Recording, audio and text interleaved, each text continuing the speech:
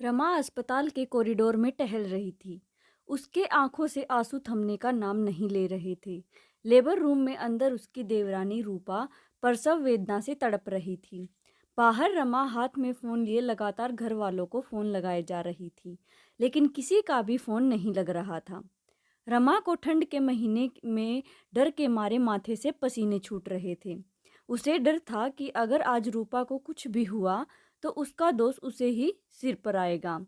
रमा के सास ससुर कपड़ों की खरीदारी करने बाजार गए थे। देवर रोहन ऑफिस के काम से शहर के बाहर और रमा के पति अमर का आज बिजनेस के सिलसिले में किसी के साथ जरूरी मीटिंग में व्यस्त थे। रमा के लगातार फ़ोन करने पर उन्होंने मैसेज से रिप्लाई की, वो अभी मीटिंग में व्यस्त हैं। किसी के फ़ोन ना उठाने पर घबराहट में रमा ने सबको मैसेज करके बता दिया कि वो रूपा को लेकर अस्पताल आई है। प्रसव कमरे से अंदर बाहर करती नर्सों ने कितनी बार रमा से कहा, आप बैठ जाइए, कब तक खड़ी रहेंगी। जवाब में रमा कहती, मैं ठीक हूँ। रूपा के दर्द से चीखती उसकी आवाज़ रमा के दिल की धड़कनें तेज कर देती और वो टकटकी लगाए दरवाजे की तरफ देखती भागती हुई जाती। तभी एक नर्स ने कहा, सुनिए, आपको डॉक्टर बुला रही है। रमा भागती दौड़ती डॉक्टर के कमरे में पहुंची तो डॉक्टर ने कहा, देखिए, हमें समय से पूर्व प्रसव कराना होगा। इसके लिए हमें ऑपरेशन करना होगा क्योंकि बच्चे की धड़कनें धीमी हो गई हैं और थैली से पानी निकल चुका है। आप जल्दी से इन पेपर्स पर साइन कर दीजिए। पेपर्स देखते रमा के हाथ पांव सासू के डर से थर्राने लगे। तभी नर्स ने कहा, देखिए, जल्दी साइन कीजिए, हमारे पास समय कम है। रमा ने अपनी आंखों से आंसू पोंछे और पेपर्स पर साइन कर दिया। साइन करने के बाद उसने नर्स से कहा, ये लीजिए पेपर्स, लेकिन मेरी रूपा और बच्चा दोनों सही सलामत चाहिए मुझे। नर्स ने कहा, आप चिंता मत कीजिए, सब अच्छा होगा, बस आप भगवान से प्रार्थना कीजिए। आइए जानते हैं कि आखिर रमा इतनी डरी हुई क्यों थी रूपा को लेकर। 8 साल पहले जब रमा शर्मा निवास में अमर के साथ ब्याह कर ससुराल आई तो सब बहुत खुश थे, खासकर उसकी सास गीता जी, क्योंकि रमा अपने साथ ढेर सारा दहेज उनके मन मुताबिक लेकर आई थी। जैसा जितना और जो जो चीज़ें उन्होंने मांगी थी, सब कुछ चुन चुनकर रमा के पापा ने उनको दिया था। सासू माँ ने ससुराल की सारी जिम्मेदारियों को उसको ऐसे सौंपा जैसे सब कुछ उसकी ही जिम्मेदारी थी। उसने बिना उफ किए हमेशा घर के एक एक काम किए। शादी के ठीक 2 साल बाद उसने 2 जुड़वा बेटियों को जन्म दिया, लेकिन बेटियों के जन्म के समय एक दुर्घटना में उसे दोबारा कभी मां न बन पाने का अभिशाप मिला, जिसने उसके पूरे जीवन को बदल कर रख दिया। पोते की आस लगाए बैठी गीता जी अब रमा को अपशगुनी मानने लगी थी। वो उसकी बेटियों को कभी प्यार से गले न लगाती। अमर को ये बात बहुत अच्छे से पता थी, लेकिन वो हर बार रमा को ही समझाता, कहता, रमा, तुम माँ की बातों को दिल से मत लगाया करो, देखना समय के साथ वो भी बदल जाएंगी, तुम बस धैर्य रखो। लेकिन रमा का देवर रोहन उसका बहुत सम्मान करता था। वो उसकी दोनों बेटियों को भी बहुत प्यार करता और जब भी अपनी माँ को उनके साथ दुर्व्यवहार करता देखता तो अपनी माँ को टोक देता, कहता, माँ, आप भी तो किसी की बेटी ही हैं। इसलिए गीता जी उसके सामने कुछ भी गलत करने से बचती। गीता जी में रोहन की पूरी शादी के दौरान रमा को रसोई से बाहर नहीं निकलने दिया। वो कोई ना कोई बहाना बनाकर उसको अंदर ही कर देती और रमा खुद भी जाने से बचती, क्योंकि उन्होंने रमा को सख्त हिदायत दी थी कि उसकी परछाई भी उनके बेटे बहू पर ना पड़े। रूपा जब गर्भवती हुई तो उसके गोद भराई के समय उन्होंने रमा से कहा, सुनो रमा, बड़े बुजुर्गों ने कहा है कि बांझ का तो मुंह भी देख लो, लेकिन निर्वंशी का तो चेहरा देखना भी पाप है। इसलिए मैं चाहती हूँ कि तुम रूपा की गोद भराई से पहले अपने मायके चली जाओ, जब तक कि रूपा बच्चे को जन्म ना दे दे। और हाँ, अमर को ये बात मत बताना, उससे कोई भी बहाना कर देना। उसका जब मन चाहे तुम लोगों से मिल सकता है। आखिर तुम्हारा मायका कौन सा दूर है, एक ही शहर में है, जब जी चाहे तुमसे और बच्चों से मिल लेगा। रमा उस दिन इतनी रोई जिसकी कोई सीमा न थी। उसने कभी सपने में भी नहीं सोचा था कि उसका बेटा ना होने की वजह से इतना अपमान होगा। रमा अगले दिन अपने मायके चली गई। रमा को यूं अचानक आया देखकर उसकी माँ ने पूछा, अरे अचानक बिना बताए, क्या बात है रमा, सब ठीक तो है ना? रमा ने कहा, हाँ माँ, सब ठीक है। बस आपसे और पापा से मिलने का मन हुआ तो चली आई। पापा कैसे हैं? ठीक हैं बेटा, आज 6 साल से बेड पर हैं। क्या कहूँ, किससे कुछ समझ नहीं आता। तू तो जानती है। हाँ माँ, रमा के पिताजी को उसकी शादी के बाद ब्रेन स्ट्रोक आया और उनका पूरा शरीर लकवाग्रस्त हो गया, जिस वजह से रमा अपना दुख अपने मायके में भी अपनी माँ से नहीं कहती थी। एक छोटा भाई था तो वो कितनी और किस किस की जिम्मेदारी उठाता। रमा के मायके आने के अगले दिन ही उसके फ़ोन पर देवरानी रूपा का सुबह 10 बजे फ़ोन आया। उसने उठाकर हेलो कहा तो उधर से रूपा के दर्द से कराहने की और रोने की आवाज़ आई। क्या हुआ रूपा, सब ठीक तो है ना? तुम रो क्यों रही हो? भाभी, अभी मैं आपको कुछ नहीं बता पाऊंगी, बस आप जल्दी से घर आ जाइए। रमा ने अपनी माँ से कहा, माँ आप इन दोनों का ख्याल रखना, मैं अभी आती हूँ। ऑटो से रमा घर पहुंची तो रूपा दर्द से कराह रही थी और घर में कोई भी मौजूद नहीं था। रू- रूपा को लेकर घर में ताला लगाकर रमा अस्पताल गई।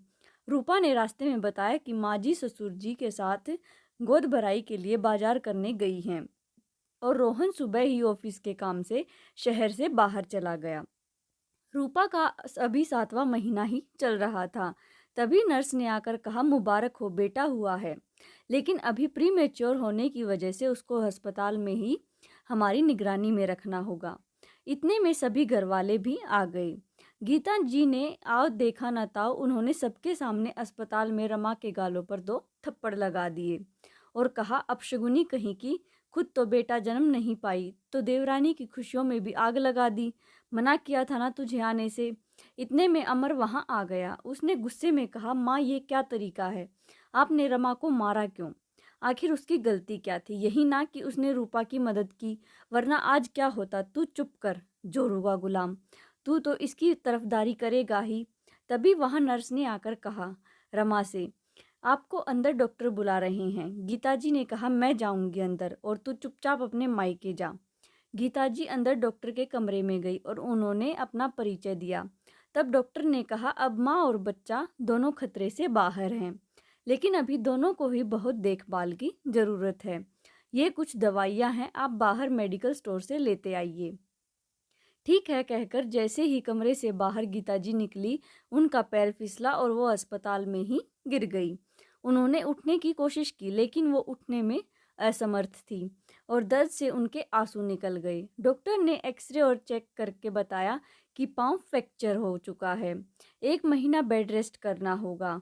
अब रमा के ही कंधों पर सारी जिम्मेदारी आ गई। वो रोज घर के काम खत्म करके रूपा के साथ उसे लेकर रोज अस्पताल जाती। 1 महीने के अथक प्रयास के बाद डॉक्टर ने बच्चे को घर ले जाने की अनुमति दे दी और गीता जी के पाँव भी ठीक हो गए। घर जाने के अगले दिन जब रूपा के कमरे में जाकर रमा ने बच्चे को अपने गोद में लिया तो पीछे से कड़कती आवाज में गीता जी ने कहा, बड़ी बेशर्म हो गई हो। तुम इतनी बार बोला है तुमको कि तुम रूपा और उसके बेटे से दूर रहा करो, लेकिन तुम मानती नहीं। इतना तो अपशगुन कराकर जी नहीं भरा जो कुछ और कराना चाहती हो। गीता जी की कड़कती आवाज़ सुनकर सभी वहां इकट्ठा हो गए। रमा को लगा था शायद अब गीता जी बदल जाए, लेकिन उसकी सोच गलत थी। उसने जैसे ही बच्चे को रूपा के गोद में देना चाहा, रूपा ने कहा, भाभी आप भूल गई हो, ये आपका बेटा आपके ही पास रहेगा। हमने अस्पताल में क्या वादा किया था, दिन की जिम्मेदारी आपकी और रात की मेरी। तो अब ये आपकी जिम्मेदारी का समय है। रात भर जगाया है आपके लाडले ने मुझे, अब मुझे आराम करना है, मुझे तो नींद आ रही है। रूपा ऐसे व्यवहार कर रही थी जैसे उसने माँ जी की बातें सुनी ही ना हो। तभी गीता जी ने कहा, रूपा तुमने सुना नहीं क्या मैंने क्या कहा? तो रमा ने कहा, नहीं रूपा तुम संभालो, मैं जाती हूँ। रमा ने बच्चे को पास खड़े रोहन की गोद में दे दिया और वहां से जाने लगी। तो सामने खड़े अमर को देख वो खुद पर काबू ना कर पाई और उसकी आंखों में अश्रुधार फूट पड़े।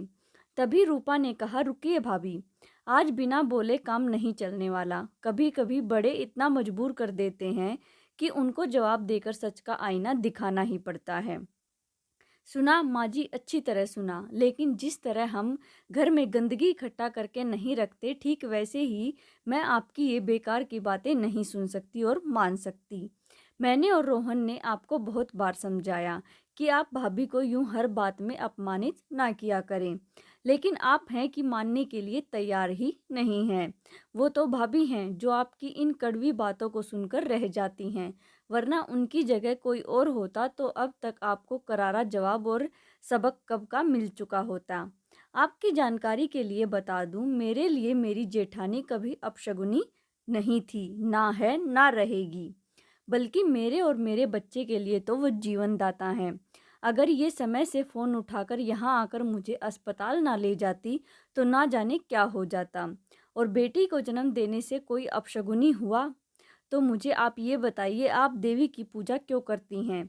तब तो तब तो मेरी माँ और आपकी माँ भी अपशगुनी हुई, क्योंकि मैं भी 2 बहनें हूँ और आप 4 बहनें हैं, हम दोनों का ही भाई नहीं। तो अब बताइए कि ये कहना ठीक है? इतने पर रोहन ने बच्चे को रमा की गोद में लेने का आग्रह करते हुए कहा, भाभी आप तो इसकी बड़ी माँ हैं और इस पर सबसे पहला अधिकार आपका ही होगा। इसलिए इसको आपने सानिध्य, प्यार, संस्कार मिलना ही चाहिए। रमा ने अमर के तरफ देखा तो उसने सहमति में सिर हिलाया। रमा ने बच्चे को अपनी गोद में लिया और उसका माथा चूम लिया।